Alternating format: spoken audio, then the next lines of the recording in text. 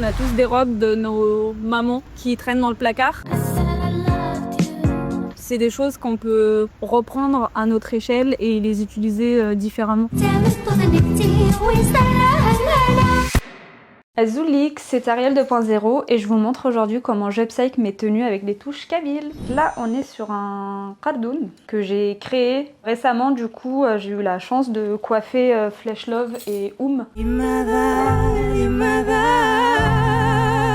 Alors le cardoon, ça va être la petite bande comme ça qu'on vient enrouler sur les cheveux. Partout en Kabylie, il y a des bijoux qui sont remplis d'histoire, mais qui sont un peu délaissés. Pour moi, c'est totalement un trésor d'avoir tout ça entre les mains. C'est le savoir-faire de nos ancêtres. Là, j'ai repris vraiment des éléments de la couture. Ma mère est couturière, donc du coup, j'ai ses techniques à elle. Et là, on est en train de faire le symbole du lézard avec le corps et les petites pattes. J'ai un petit recueil où il y a plein de motifs à l'intérieur.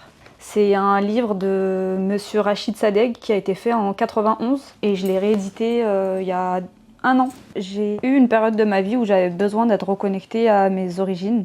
C'est toute une identité en fait qu'on porte. C'est un savoir-faire qui est aussi vieux que la terre. Ça a été fait à la main. Et maintenant, ça se fait plus malheureusement et on utilise des espèces de galons hyper épais qui viennent souvent d'Asie. Là, je cherche Agous. C'est une ceinture que les femmes mettent beaucoup parce que du coup, ça aide à maintenir le dos pour porter des choses très lourdes.